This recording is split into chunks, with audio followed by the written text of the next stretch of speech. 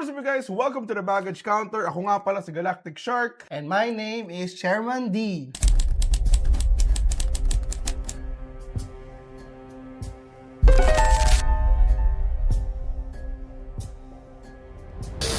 I am a full-time content creator. And I am a dad of 2 girls. Welcome to our second week. Parang okay naman yung first week natin eh. First episode natin. Parang okay naman. Oo naman. For me, it's a success. Check namin yung analytics sa Spotify namin. 9 hours. Hoy! Merong nanood ng 9 times. Pinanood yung buong video. 9 times. 9 times. Kalahin mo That's yun? an hour. Spending an hour with us. Thank you so much. Thank you so much. Tungkol saan nga ba ulit tong Baggage Counter? Baggage Counter is your millennial survival guide. Kasi lahat tayo, all of us na mga over 30s, all of us are carrying heavy baggage. Meron at meron yan. Pag sinabi nilang wala, nagsisinungaling sila. Yes, that is true. So for the next 55 minutes and 42 seconds, we would like you to leave your baggage. Iwan nyo muna dito. Pakinggan nyo muna yung baggage namin. And hopefully, after this episode, may ma-impart kami sa inyo that would be a helpful knowledge para sa inyo. This is your survival guide for the messiest decade of your life. Welcome to the Baggage... to the Golden Age. To the Golden Age. Sorry. It's okay. Okay. I'll leave that in. Welcome to the Baggage Counter. Alright. Medyo mas magiging mas organized na kami ngayon kasi pinanood namin yung last time. Parang ang gulo. So ito na. First segment. Ang pangalan ng first segment natin is The Check-In. Check-in sa So clean. Hindi, pero itong check-in naman is, since nung last na nag-record tayo, nag-shoot tayo ng podcast, ano yung ginawa mo? Mga ginawa mo? Work, family, spend time with the friends. Yeah, Saturday, we were together. Pinanood natin yung Pinanood natin launching yung nung first episode ng The Baggage Counter. Pinanood namin. And kaya nga, medyo maayos na ngayon eh. Oo. Kasi habang pinanood namin, okay, ito, pwede natin. Pero ako, personally, overall, masaya pa rin ako. Masaya din naman ako sa turnout. Yes. Tsaka parang marami namang nakinig at nanood dahil din sa mga shorts na ginawa natin. Sa mga reels na ginawa natin. And Ginawa mo. pero yun nga, by the way, if hindi ka pa nakasubscribe, if hindi ka pa nakafollow, kaka-start lang namin. Meron na kaming Facebook, meron na kaming Instagram, meron na kaming TikTok, meron na kaming YouTube. Spotify, pinaka-importante. Anyway, ano yung mga baggages mo for this week? Yung pa rin eh. Usual baggage and things I have to think every day. Ano ba yung kailangan ko na magkapera eh. Ganun eh. I need more money, I need more bread. Para madala sa family. Tapos, dumagdag pa to, na-delay tayo ng isang araw. Isang araw dahil tinatrangkaso. Medyo bad trip na baggage yun eh. Kasi, syempre, productivity-wise, apektado. Diba, ang dami sanang pwedeng gawin. Pero wala eh. We need to rest. Kailangan from time to time, mangyayari pa rin yan. Yung baggage ko this week is, parang ganun din eh. Pero more of, sa mga hindi nakakalam, naban yung TikTok ko kasi. So medyo, sobrang laking baggage na kasi yung following ko sa TikTok is like 480k. Although, ang kumikita talaga sa akin is Facebook. Yeah. Pero kasi, TikTok is yung yung numbers eh. Like, for example, if merong brand, like, ito yung numbers ko, malaki. Parang, wow, malaki yung numbers mo. Sige, pera. Although, ang engagement-wise, sa Instagram, kahit na, Instagram nga, like, 3k lang ako sa Instagram. Pero, malaki engagement ko sa Instagram. Sa Facebook, 133k lang ako. Pero malaki, sobrang, million na engagement ko sa Facebook for some reason. Pero TikTok kasi is like, numbers eh. Numbers. Yeah. So, yun yung number 1 baggage ko for the week. Kasi, hindi ko pa rin siya ma-reinstate.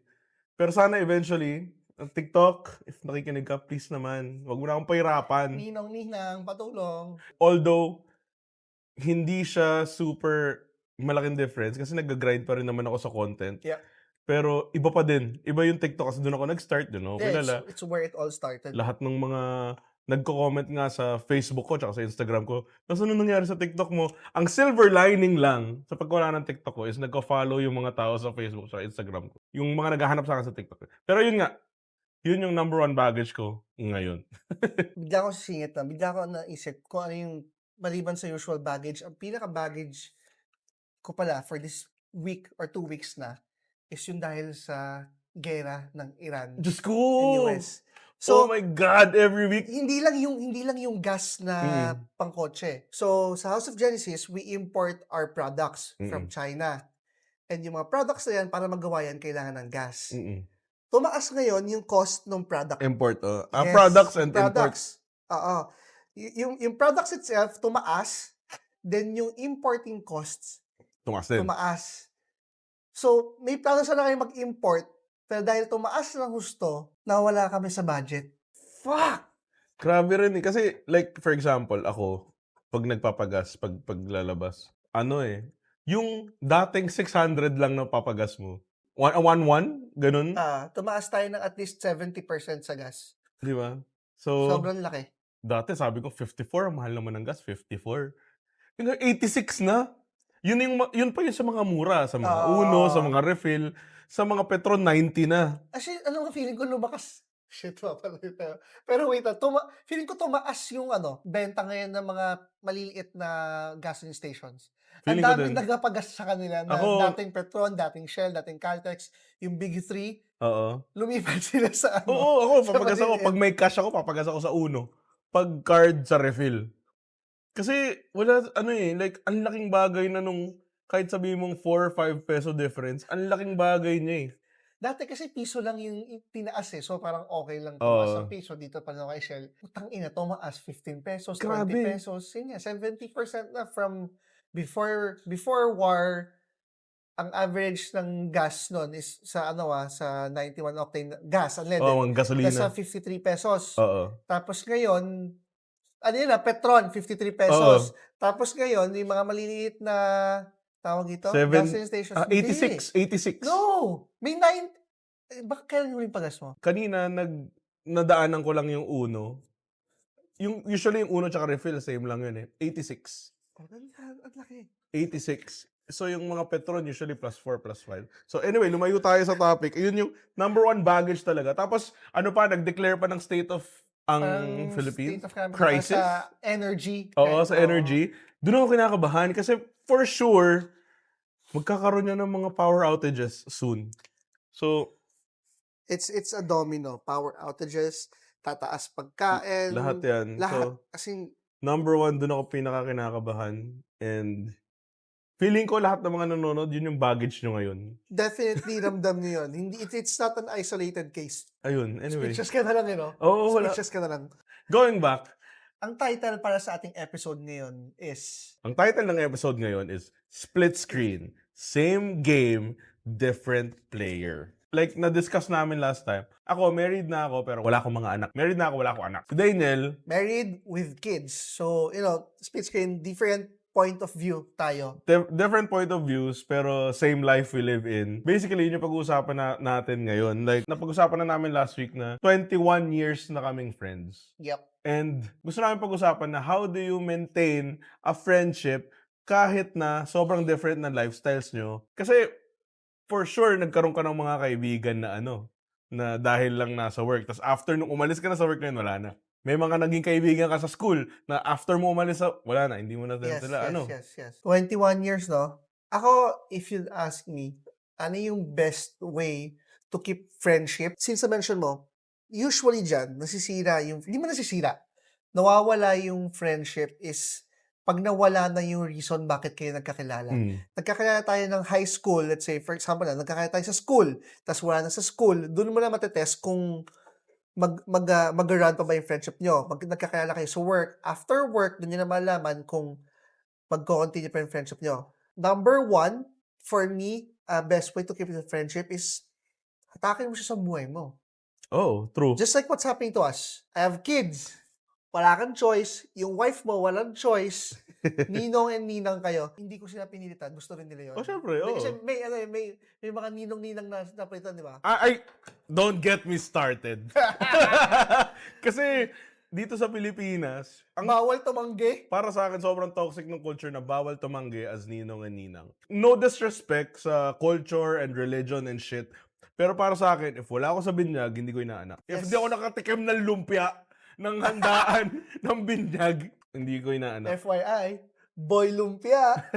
Favorite Boy yun. lumpia yan. Anyway, ayun nga, yung segment na to, pangalanan ko yung segment na.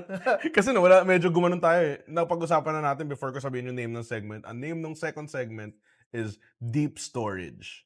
So, yun nga, pag-usapan natin today is how could a child-free creator and a dad of two still have anything to talk about after 2 decades? Bakit di tayo nag-asawa sa isa't isa? So yun, I'll start going back. Drag them into your life. Drag them into your life. Yun nga, as I've mentioned, si Josh and Mitch, they're the godparents of both my daughters. Ikaw, ano bang ginawa mo sa akin? Ano ba yung life mo ngayon? Umiikot ka yun sa content creation. Ako, life ko umiikot yun sa content Anong creation. ginawa mo sa akin? Hinatak mo ako. Hinatak mo siya. I'm not saying I'm a famous content creator, pero I'm trying to be one. And then, wala akong interest dyan. Pero, ito, hinatak ako. Ay, grabe yan! Every time magkikita kami, kukulitin niya ako ng gumawa. Mag-upload ka. Yes. Gumawa ka ng content. Yeah. Instead of burning bridges, gumawa pa kayo ng tulay para magkasama pa kayo. Oo, literal. Yun eh. Tsaka diba, bumukod kami mag-asawa. One of the reasons ba't ayoko umalis ng Marikina is parang magkalapit pa rin tayo. Bakit may dila? Ayun nga, pero pag-usapan natin, ano ba yung evolution ng friendship natin? Kasi noong 13, naalala ko nagkakilala tayo sa Jehoshua Christian School, na Joshua High School na ngayon. Nagulat ako dati, mukhang bahay lang yung Joshua eh. Ngayon, ang laki na ng mga building eh. Parang, anyway, sa ano yun? Ako 53 Southwest na bago na yung umpisahan dyan, gusto ko na ikwento rin, paano ba tayo unang nagkakilala? So, first day of school. Kasi, core memory yun eh. Gusto ko nga ikwento. First day of school, 3 lang kaming lalaki. Parang 11, 12 lang kami sa klase. Ganon kagrabe yun, Joshua. Ganon kami kakonti. Kung meron mang private school, yun ang private. Ayun, literal na private kasi di mo alam kung ano school yun. Kasi nga, kami pa yung parang pioneer ng high school. Yes. Kami yung first batch ng high school. So, nung time na to, elementary school lang siya. Preschool, elementary lang siya. Tapos, nung year namin, first time nagkaroon ng first year high school. Tapos, walang second year. First year high school nun, wala pang second year. Walang second year, walang third year, walang fourth year. Kami lang. Ang high school lang doon is first year lang. Tapos kami lang. Tapos 9 lang tayo. O, basta ganun. Oo. Ay, tama, 9 nga lang. 10 ata. Tapos nawala si Nobu. So 4 pala kami lalaki. Sorry, mabuso kami. 4 kami lalaki, pero nawala kasi Nawala isa. isa. So 3 kami. Ako, si Jericho, tsaka si Joshua. First day of school, si na Joshua, ano pa yun? Introvert kasi ako. Like, ever since, simula bata ko, introvert ako. Ako yung odd one out kasi ako yung new student. Dahil lahat sila, mga karamihan sa inyo, galing kayo sa same school, Joshua. Although ikaw lumipat, bumalik ka lang sa Joshua. Pero most kayo, familiar na kayo sa each other. Ako yung odd one out. Tapos pagpasok ko, first day of school, edi syempre, nag-recess. Lunch ba o recess? So, lumapit ako sa mga boys. Tapos, alang sabi ni Daniel, first ever na sinabi sa akin ni Daniel, libre mo ang barbecue? Hindi kita binuli na Hindi nga, sabi ko, libre mo ako? Nagjo-joke lang pala siya. Libre mo naman ako. Ganun. Yun yung unang-una niya sinabi sa akin someone na hindi mo kilala, someone from a different school, ang unang-una mo sinabi sa akin, libre mo naman ako. Tapos, nilibre ko naman. Kasi syempre, naiya ako yung bago eh. That was the point na we knew na, magiging best friend ko. Sa barbecue. Shit, alam mo, next segment, dapat may barbecue tayo. Oy, baka naman. Kung sinong mga gusto magpadala dyan. Sinong gusto magpadala ng mga pagkain, ng mga kape, pick up coffee. Pangalawang week na to. Pag hindi mo pa kami na-sponsor, next week, Zeus na to. Zeus naman, ang Dunkin' Donut. Matakot ka, kawalang kami. So, ayun nga. Ayun nga. So, first year, tas ayun, ano na lang, down the line, after ng high school namin, nag-UST ako, Yeah. Ang sarap ipagyabang. Ang sarap ipagyabang.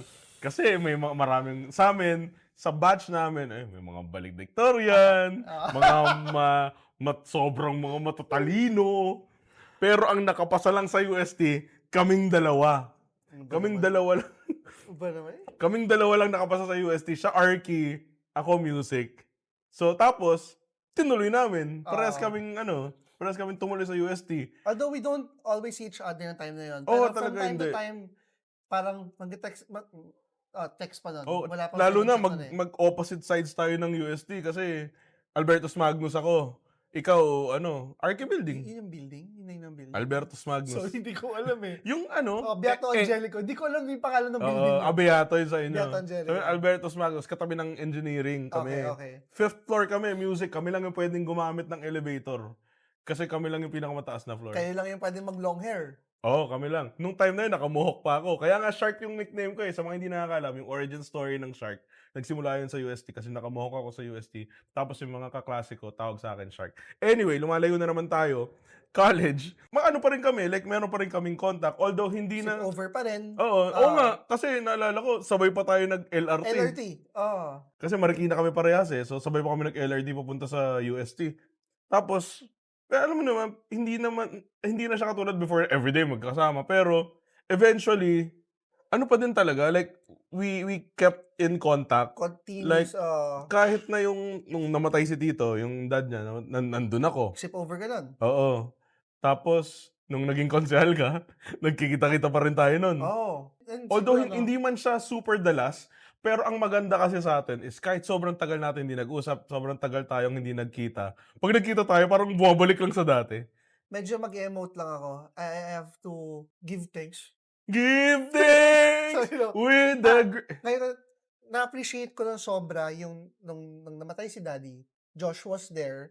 Hindi naman kailangan mag-sleep over, pero doon siya natulog sa ang tawag doon? Sa funeral Yung home? funeral home? Oo, basta doon. Sa Loyola Natulog ba ka yun? doon. Yeah, oo. Ah. Hindi naman kailangan, pero you were there. Thanks. Inggit. Thanks, Mga inggit. thanks. Laking bagay nun. Ayun, Mga tapos... kaibigan ako, hindi pumunta nun eh. mga putak. Mga kaibigan Aray hindi ko pumunta, oo. putang ina. May condolence, wala eh. May hinanakit pa. Isa pa sa part ng deep storage. Kasi yun nga, yung evolution of friendship natin, tas hanggang ngayon, magkaibigan pa rin tayo. Pero, eto, mention one specific cringe-worthy memory.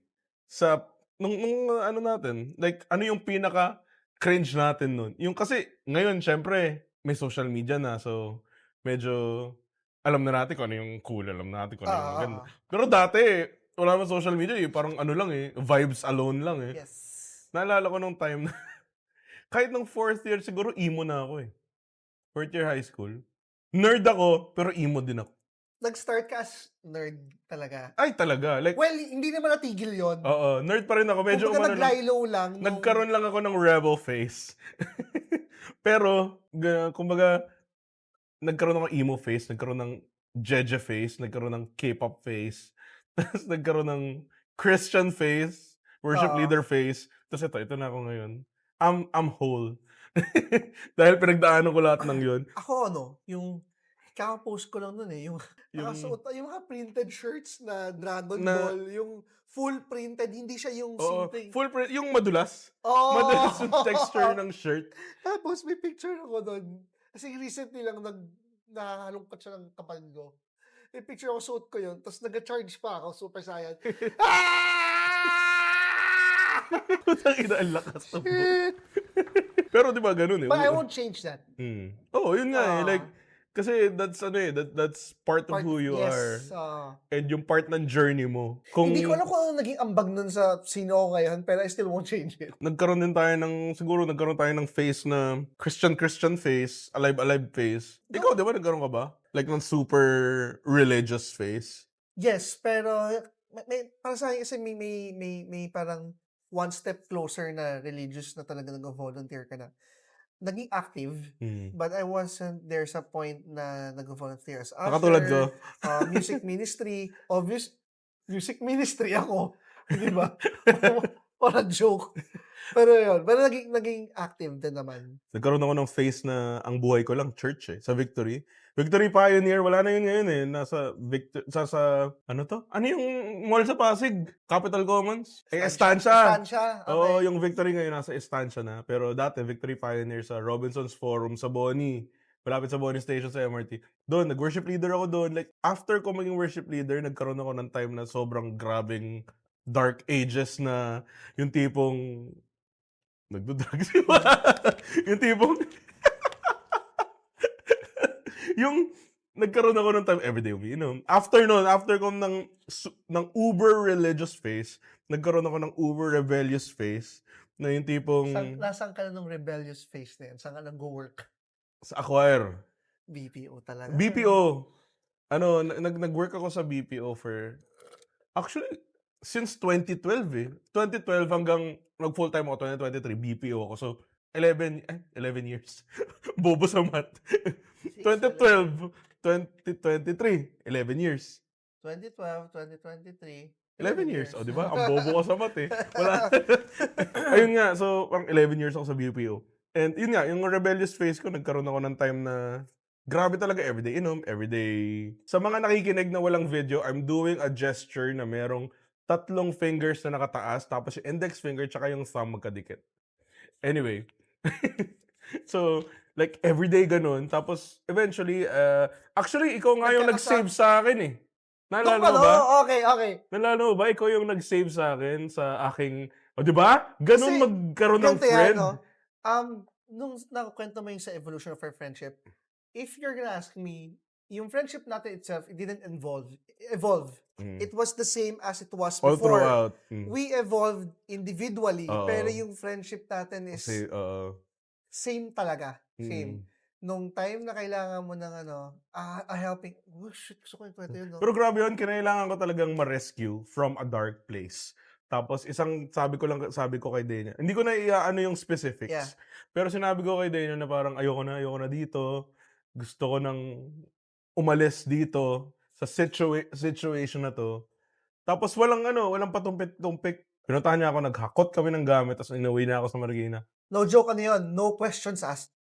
Hindi ko Ganun. tinanong parang, bakit? Anong nangyari? Wala nang, pwede bang bukas? Kasi gabi na yun eh. Gabi na yun, tapos sabi, Well, honestly speaking, medyo alanganin siya.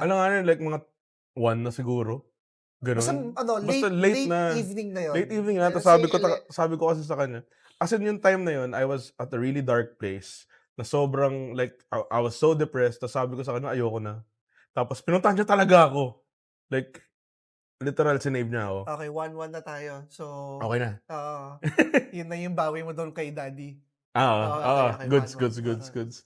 Anyway, ayun nga. So medyo dumadark tsaka dumideep yung usapan. Pero punta tayo sa third segment natin, which is, ito na yun, yung the baggage. Pero sorry. Sige, yan. Before pumunta doon, I think it's important for everyone na meron kayong best friend talaga. And it doesn't have to be someone na high school friend.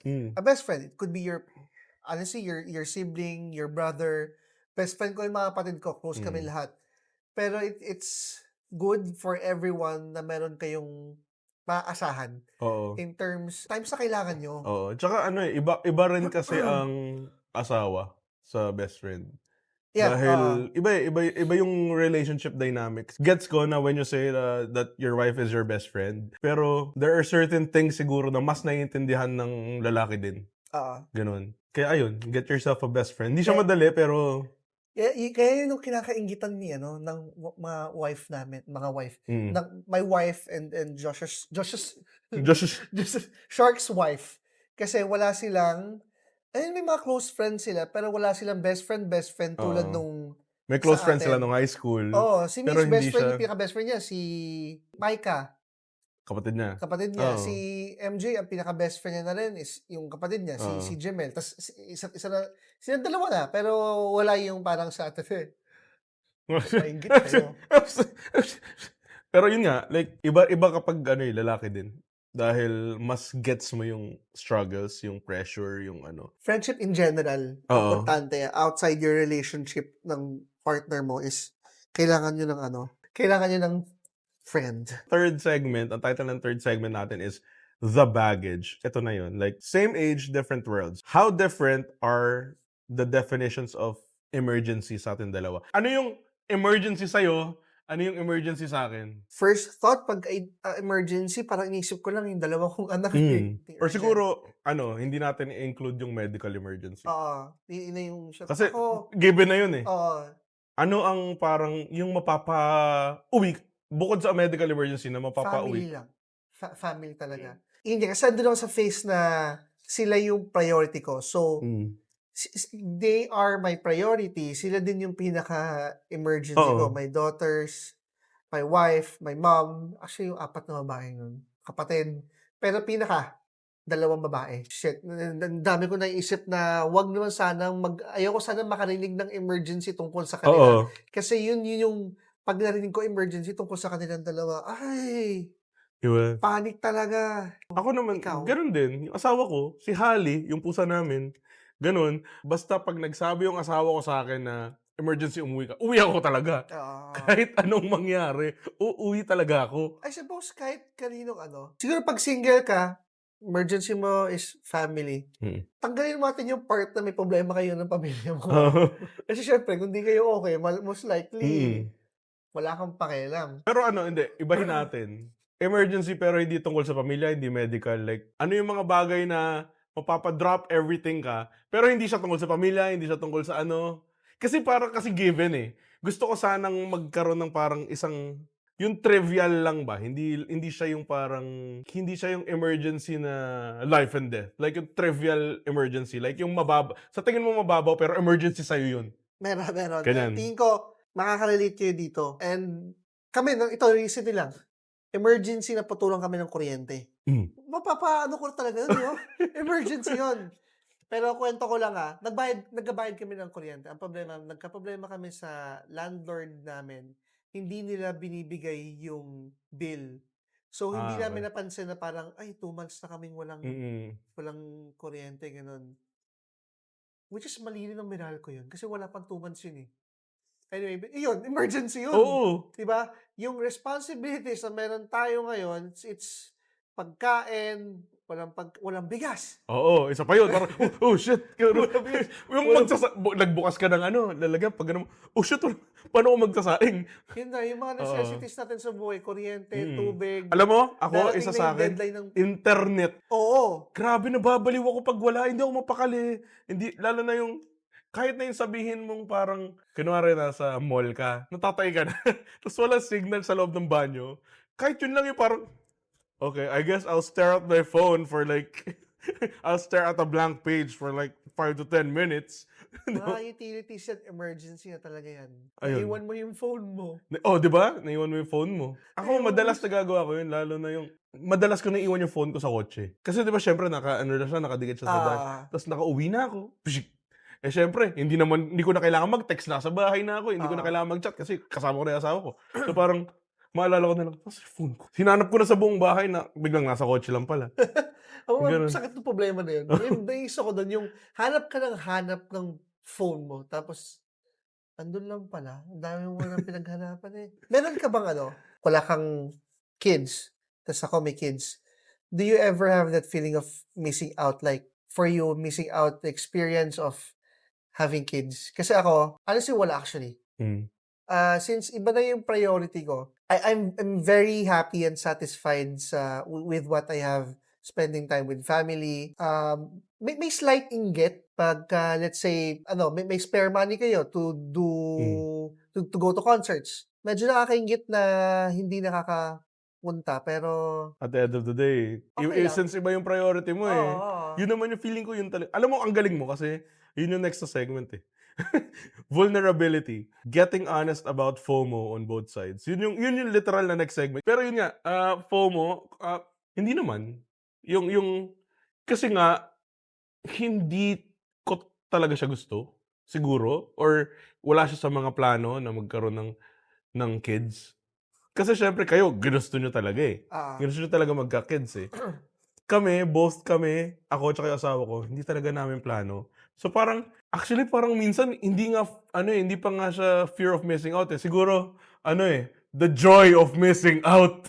Na parang pag nakikita ko yung mga anak kung gaano sila nahihirapan, parang, buti na lang. Ganon, I yung ganon. think yung fear of missing out is meron at meron. Wait lang meron ka Yung mga nun. pagtanda, yung mga ganon. Hindi. Meron ka nun, pero hindi para sa kids. I think depende siya sa priority natin. Let's say, parang sa amin nga, ang priority namin ngayon is yung kids, family. Mm. Mas meron akong fear of missing out kapag ka na-miss ko yung milestones ng anak ko. Sila na yung priority ko eh. So if I Ah, miss something na tungkol sa kanila, yun yung okey. talagang Mm. takot ako. First walk nila, first word nila, Hmm. yun yung meron akong fear. Pero yung yun nga, Yung fear of, missing out sa mga single activities or childless activities. merong onti parang, sayang hindi ako nakasama. Hmm. Pero hindi ako parang yung feeling of there's no feeling of being deprived na hindi ko nakuha 'to Or dahil regret, sa wala namang regret, gano'n. wala. Kasi ako, yun nga, wala naman akong FOMO sa pagkakaroon ng anak. Kasi ikaw lang naman ang friend ko ata na may anak. Actually, masaya pa nga ako, eh, na nakakapag-spoil ako ng anak ng iba. Masaya ako na gano'n. Kasi nagkaroon ng time na nag-Toy Kingdom warehouse sale.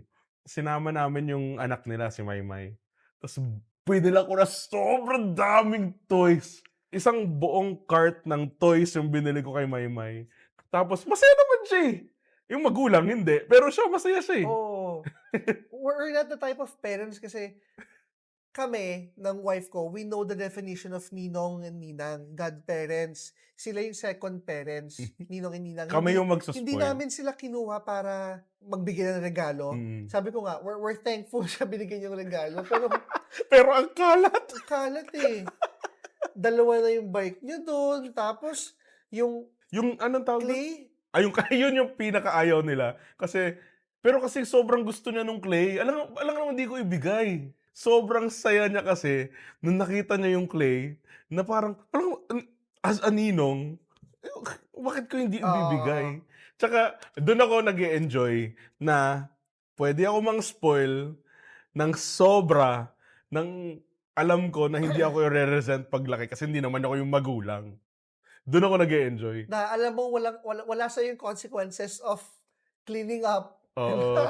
Wala sa akin yung consequences na okey kasi kunwari kung anak ko, meron kaming anak ta's ni-spoil ko ng ni-spoil ng ni-spoil na ni-spoil, eventually paglaki na nire-resent ako niyan. Ah, Pero dahil hindi ko anak si Maymay, puwede ko siyang i-spoil ng i-spoil ng i-spoil ng i-spoil with none of the consequences. sana hindi kami i-resent.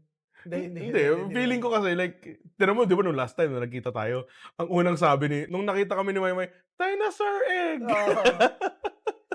Wait, inisip ko bakit tayo napunta dito sa topic na 'to? FOMO. FOMO, bakit? FOMO. Ayun nga, wala nga akong FOMO sa pagkakaroon ng anak dahil nakukuha ko naman yung all the joys of having children sa children mo and none of the consequences kasi nababalik ko pa. Na-realize ko, may positive side din na meron kaming anak. Hmm, Kasi kami ni MJ, hindi naman kami sobrang hilig sa paano ba, party, oo, yung gano'n. paglabas. So, honestly, pagkapuyatan, meron kaming excuse. Gets. Meron kaming excuse, o kaya may invite, "Sorry, hindi puwede kasi yung mga bata, ganito, Oo, ganyan, eh." pero matutulog na tayo. Gusto talaga namin magpahinga, gusto namin tinatamad ka kami. Actually, Tingin na yun, tinatamad kami. actually sa Tinatamad. married life, same lang. Kasi like kami ni Mitch, pinapayagan naman ako ni Mitch kahit anong gawin ko, eh. Like, Ah, kunwari lalabas ako, ko, go lang. Like, hindi na ako hini-hinder sa kahit anong gusto kong gawin. Pero dahil asawa ko siya, wala naman nagbago, eh. Ganun pa rin naman, eh. Like, kahit naman before kami kasal, magkasama na kami, magka-live-in na kami. Wala naman nagbago. Pero dahil kinasal kami, pwede ko nang gamitin excuse na, asawa ko kasi, eh. Hindi, kasi so naghihintay yung asawa ko, eh. Ganun. Or kahit na, kunwari, short sa budget pagkakain. Marami, gusto nila kumain sa mahal. Short sa budget. Sabihin ko, ay hindi, nagluto kasi asawa ko sa bahay.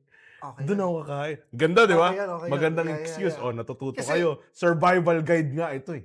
you can't say no sa luto ni misis. Oo, di ba? Eh, Wala silang magagawa. everyone knows that, hindi 'di ba? Hindi mo puwedeng you can't compete with, their cooking. So, parang, "Sige brother, Sige, kainin mo 'yun. oo, oo, Huwag sige. ka muna kumain sa labas.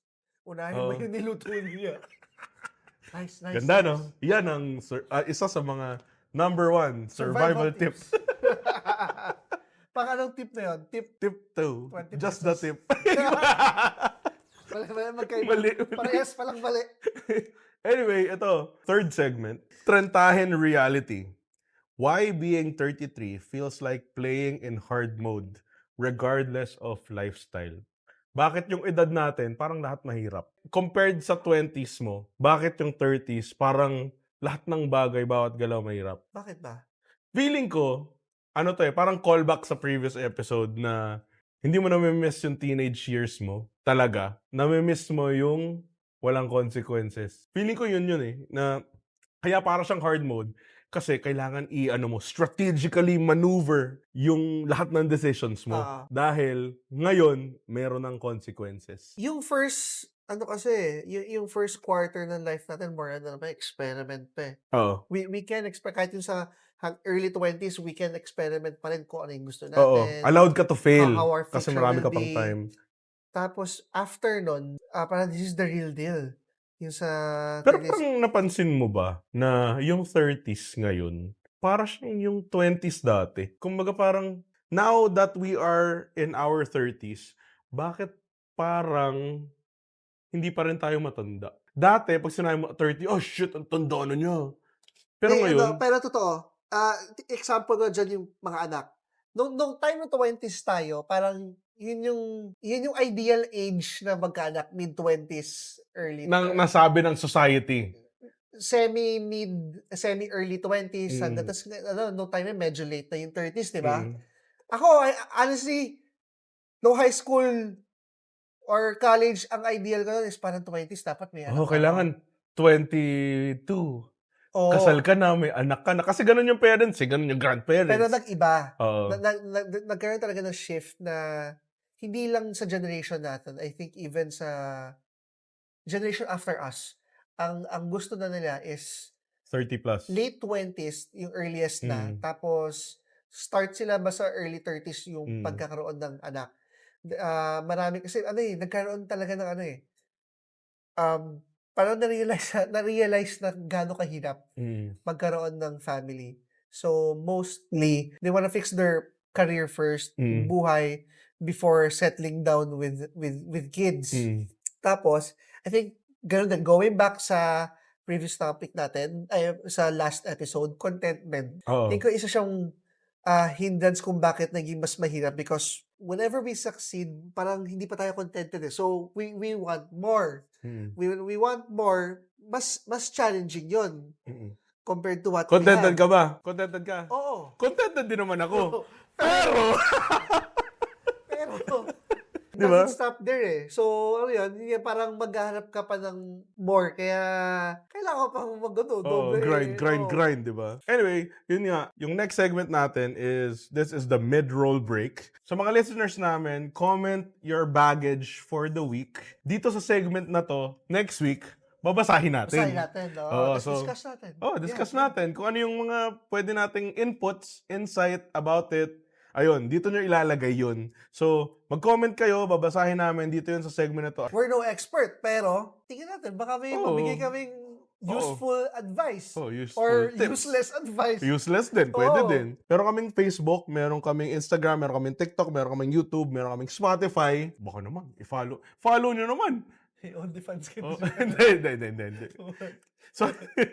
So yun nga, follow, subscribe, share, like, comment, hit the notification bell sa YouTube, The Baggage Counter, The Millennial Survival Guide. And of course, panoorin niyo yung video. The whole video. Panoorin yung buong video. Spotify, the whole... Sa Spotify, buo. Tapusin nyo. Tapos, pag aalis ka kinabukasan, pag nasa kotse ka, pakinggan mo lahat. Dito sa segment na to, for example, kung itong segment na to, if gusto mo mag-sponsor, meron tayong sponsor, kunwari, Pick Up Coffee. Itong segment na to, dito namin ilalagay yung sponsorship segment. Diba? Like, for example, Pick Up Coffee. Just pick up your coffee. Diba? Pick up coffee.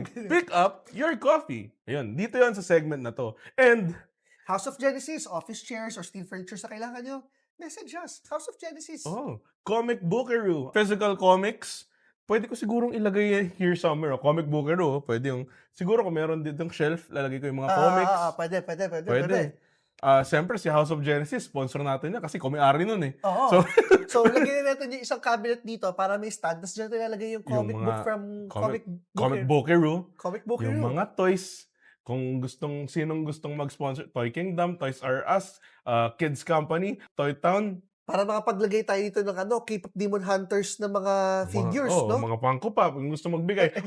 or kahit na kung sino ka man, kahit sino, meron kang toys na gustong ibigay sa amin, meron kang toys na gustong ipa-unbox sa amin, isend mo na yan. By the way, pag kumikita na yung Spotify natin, itong kalokohan natin na to, huwag kayong mag-alala. All proceeds go to our charity of choice. Yes.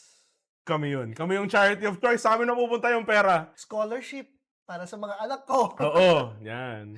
And pet food para sa Oo, di ba? anak ko. Yes. Yes. Diba? It's for a cause. It's for a cause. It's for a cat. It's for the kids. Yes.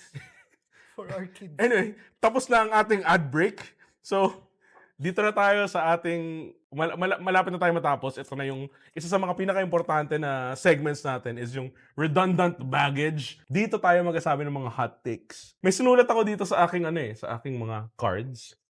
May sinulat ako sa aking mga cards. Ewan ko kung hot take ba to, pero siguro tip or advice or comment. Sabi ko, if you can only be friends with people who have the exact same life as you don't want friends. You want a fandom. Kasi kami nga sobrang magkaiba ng mundo namin eh. Pero friends pa rin kami. Di ba? Kasi usually yung mga tao ginagamit nila yung lifestyle divergence or yung nag-iba ng lifestyle kasi yung friend ko, ay nag-asawa kasi siya eh. Ginagamit siya as an excuse to let go of the friendship. Di ba? Pero hindi kasi dapat. Parang, para sa akin, hindi ewan ko, parang lazy ka lang siguro or wala kang empathy or I don't know. Anong comment mo dun? Well, agree ako. Parang sabi ko, 'di ba, if you want your friendship to last, you drag that friend tapos dali mo siya sa buhay mo. Like just saying parang sa atin lang na you're part of our family and kami ng wife ko, my family is part of your family. I just want to give example lang, no. Mostly sa mga college friends ko, or ano pa rin, 'di ba, nabanggit ko kanina, after work, mga friends mo sa work, pagkatapos na kayo sa pag hindi na kayo magkakasama sa work, doon mo malalaman kung Kung sino yung mag-stay? yung mag-stay. Pero ano yung unti-unting nagde-drift eh. No? Oo. Nagde-drift away unti-unti. Siguro, wag kang serious, siguro best friend eh. So, Hindi! MBA friends, magkaklase kami lahat, wala kaming family. Kanya-kanya kami, puro kami mga single in a sense na hindi kami married. Wala sa aming married pa ng time na yan. Pero after yung college, MBA school namin, is dire-diretso yung friendship namin until now. Because we drag each other sa buhay namin. Yung event, special, what do you call it? Hindi special occasion eh. Para mga core events dun sa friend kong yon, andun ako. Core events sa amin, andun din sila. So, instead of not inviting them, invite mo lang sila. Diba? And kapag sinabi na drag, hindi without their consent, may consent pa rin nila yun. Gusto pa rin nila yun. Doon Kumbaga, pa lang naman malaman mo na eh. oo, kapag, oy, punta ka dito, punta ka ganyan. Kung ayaw, wag. It's by choice. By choice, even if magkaiba na kayo ng life, even if magkaiba na kayo ng priority sa buhay, if both parties wants to stay, For the friendship, alam mo yun? for the friendship, mag-stay pa rin yan. It will last long. If yung nagki-keep together ng barkada nyo is only shared vicinity, convenient ka lang. Yep. Hindi ka talaga friend. If yung glue sa friendship nyo is shared vicinity, like same kayo ng work, same kayo ng school, same kayo ng kung ano man. If yun lang yung glue, tapos pag nawala is hindi talaga kayo close to begin with. Yeah. Ano ka lang, convenient ka kasi ikaw yung nandyan at that time. Acquaintance lang kayo. Oo, acquaintance lang talaga kayo. Ito na, nandito na tayo sa ating segment na ako yung magro-roast sa mga child-free. At ikaw yung magro-roast sa mga may mga anak. Yes. Ikaw na muna. Ano yung gusto mo sabihin sa mga mayroong anak?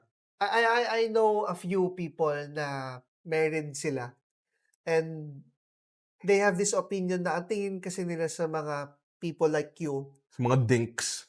Married, Double income, no kids. Yun pala yung sabihin ng dink. Double income, no kids. immature. They think immature yung mga to kasi ayaw mag-family, ayaw magkaroon ng responsibilities, inuura nila yung mga luho nila, inuura nila yung bibili ng pupunta ng concert, bibili ng bagong sapatos, bagong damit, bagong games. Iba lang yung priority nila.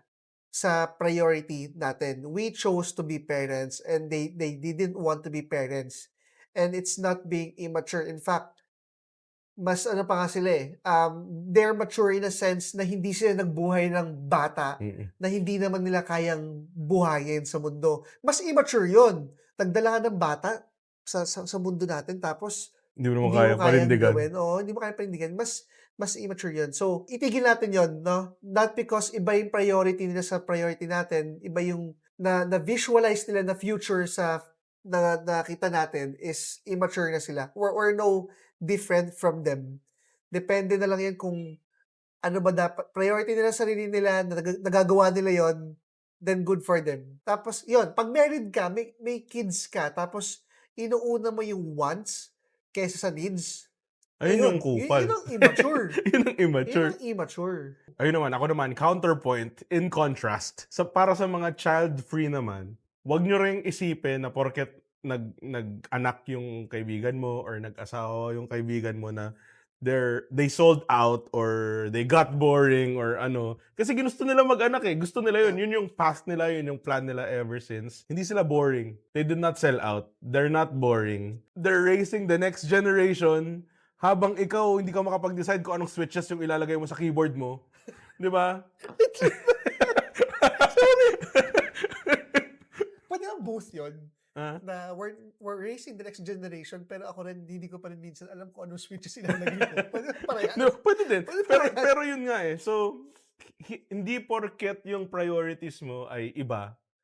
Hindi porket na yung priorities mo is not the same as your friends, you're better. And it doesn't mean that they're worse. Ano lang talaga, iba-iba lang talaga tayo ng priorities and iba-iba tayo ng mga wants, iba-iba tayo ng path sa buhay. So, maging mabuting tao na lang tayo. Di ba? First long as yung responsibility mo is nagagawa mo, you're on the right path. Yun nga, ang totoong immature is yung merong nag-anak ka nga. Hindi mo pala kayang buhayin. Hindi mo pala kayang buhayin. Or nag-anak ka nga, uunahin mo pang bumili ng cellphone. Merong ganun. Meron. Anak-anak, wala na kayong makain. Wala na kayong makain. Inuna mo pang bumili ng console yun. Di ba? Tangina. Di ba? So yun nga, yun, reality check. I-check nyo yung mga buhay nyo kung kumbaga, experience na kami sa buhay. Priorities nyo. Yun talaga importante. I-check mo kung ano yung priorities mo. I-define mo kung ano ang mga needs. I-define mo kung ano yung mga wants. And unahin mo yung mga needs. Kasi, tangina naman. Diba? Ayan. Ito yung gusto ko sabihin. Dapat meron tayong ma-impart na knowledge sa kanila. Ayan. Nagawa na natin. Okay? Tsaka matanda na kasi kami, so pwede na kaming magbigay ng advice. Kasi 30 plus na kami. Kala mo talaga sobrang dami pigdaanan. Pero actually, yung generation natin dahil talaga pigdaanan talaga eh. Oo, kasi naabutan natin yung analog, naabutan natin yung transition to digital, naabutan natin yung digital, naabutan natin paano phase out yung analog. Medyo may iba eh. No? Medyo may iba. Pero feeling kasi ng mga thunders dahil matanda sila lang may pinagdaanan na sila lang yung may proper experience. Pero hindi naman nila alam kung paano i-operate yung Facebook. Naniniwala sila sa fake news. Nakita nila yung picture ni Didi. Picture ni Didi. Binigyan daw ng oil dahil kay Duterte. Yung mga comment, ay grabe, ang galing talaga. Thank you, Prince Aladdin. Thank you, Prince Aladdin, kasi buti pa yung ibang bansa. Di ba? Grabe talaga si King Buka. Feeling ko talaga millennials ang best na generation. Kasi naiintindihan natin yung X, naiintindihan natin yung Z. I honestly think we're carrying their baggage. Oo. Like literal na lahat ng mga pagkakamali ng boomers at ng Gen X, tayo yung tumatangki. Okay lang kung magalit kayo, hindi naman kayo audience namin. Hindi naman kayo audience namin eh. Totoo naman. Hindi naman kayo nanonood, mga millennial din eh. Kaya tayo mga millennial, sama-sama tayo ha. Also, pati yung mga Gen Z, sama-sama pa rin tayo. Magkakampi tayo dito, hindi tayo magkaaway. Millennials, Gen Z, yung mga boomers nga rin, hindi na natin kaaway kasi malapit na sila eh. So, mababait na sila eh. Wait, malapit na. Malapit na sila mamatay. Kaya mababait na sila eh. Nagsasorry na sila sa lahat ng mga pagkakamali nila. Ang totoong kalaban talaga natin is yung Gen X. Kasi sila yung mga lumaki sila na sobrang abundant ng Pilipinas. Sila yung mga nagsasabi na maganda nung martial law. The golden age. The golden age! Sila yung mga time na kaya mong mabuhay kahit na 5 yung anak mo. Kaya mong bumili ng lupa. Kaya mong magbuhay ng sobrang daming anak. Dahil abundant nung time na yun. Kinumpare ko pala yung salary ng mom ko nung minimum wage earner siya compared sa salary ng mga minimum wage earner ngayon, kung ano yung kaya nilang bilhin. Mas marami silang kayang bilhin para sa mga, kahit yung minimum wage earner ng time na yun, mas marami silang kayang bilhin. Yung minimum wage earner before, kayang bumili ng bahay at lupa. Kaya nilang bumili ng branded shoes nang Mm. hindi sila nang meron pa rin silang pangkain. Tayo, sa generation natin, sa panahon ngayon, 2 na kayo nagtatrabaho, above minimum na yung trabaho nyo, kulang pa din. Anyway, ba't tayo napunta doon? Kasi yung mga Gen X talaga eh. Kayo mga naniniwala sa AI eh. Anyway, kayo mga naniniwala sa fake news tsaka sa AI eh. Anyway, yun nga. So, Asan na ba ano tayo? tayo? Nawala na ako kasi yung galit ko eh. Anyway, yun nga. Meron akong sinulat dito, reality check. Balik tayo sa barkada expiration date. So yung barkada expiration date, it's not true. Walang expiration date kung totoong magkaibigan talaga kayo. Kung merong expiration date yung pagkakaibigan nyo, it's intellectual laziness. Dahil lang nag-iba. Nag-iba ng lifestyle, nag-iba ng ano. So, and by choice talaga siya. by choice. Kasi kung nag-iba siya ng lifestyle, kaibigan mo pa rin siya. Diba? Friends pa rin kayo. Hindi ko kailangan mag-adjust sa, although, Pinipilit kita eh. oo. Tapos Pero- ako rin naman, minsan, Pero inaano mo even din. if wala naman yun, even if di mo isama doon, Friends pa din eh. friends pa rin. Yeah. Kasi kahit na ako, kunwari, kasama ba ako sa field trip? Hindi naman eh. Di ba? Kasama ba ako sa ano? Pero, tropa pa rin tayo. Kahit na iba yung trip mo minsan, di ba? Oo. Na as ako, iba din yung trip ko. Dahil lang ba dun, alam mo yun? Gets nyo ba? Parang yun nga, yung pabalik ulit ako doon, ayoko na ibida yung atin eh, kasi wala na eh. Wala. Winner na yun eh. MVP na to. Ibabalik ko ulit yung sa group of friends ko sa MBA. Magkaklase kami, gumraduate kami pre-pandemic. Oh shit, hindi pala. Gumraduate pala kami during pandemic. Nagiinom pala kami habang ginagawa yun. Nagiinom kami habang ginagawa yung thesis namin. We're still friends, good friends until now. December, nagkikita pag kami, nabawasan, yes.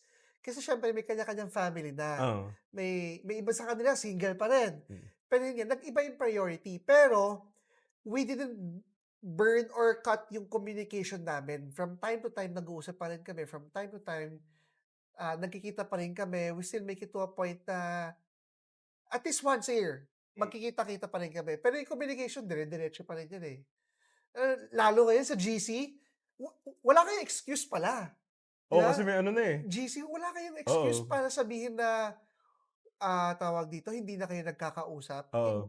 You may not see each other in person, pero magkakausap kayo. Diyan na yung convenience of technology. Teknolodya. Kami nga, hindi kami nag-uusap masyado. Lalo, pag nakita mo yung Instagram namin, puro memes lang. Puro memes. Let's not talk about that. Hindi pwede pag-usapan yun. Pero yun nga, anyway, final word, ditching friends. Ditching friends because they got married or because they're still single isn't growing apart. It's peaking in high school. Again, Alam mo yun? it's by choice. High school ka. Sa high school ka nag-peak if gano'n ka kayo mature. Final word, sinulat ko, ang galing difference nitong may cue cards Kasi hindi tayo masyadong, medyo nawawala pa rin tayo, pero parang ngayon. Anyway, sabi ko, if feel mo na pag-iiwanan ka na, just remember, other people are just better at curating their baggage than you are. Kasi lahat naman ng tao may baggage eh. Mas magaling lang silang mag-curate, magtago, and mag-organize, and ang ganda nila mag-unpack, pero meron pa rin silang baggage. Yeah, Ganun. imposible. Even the richest person, may baggage pa rin yan. Kahit sino tao, meron yung baggage, meron yung hang-ups, meron yung mga regrets, meron yung mga pinagsisisihan, and meron yung mga nilolook forward to, meron yung mga gusto na hindi nila makuha. So lahat yan meron. Ano lang, depende lang kung paano nila curate Yeah. yung baggage nila. And also, ito na yung mga words of wisdom natin, no? Ito na. Balikan lang ulit natin, no?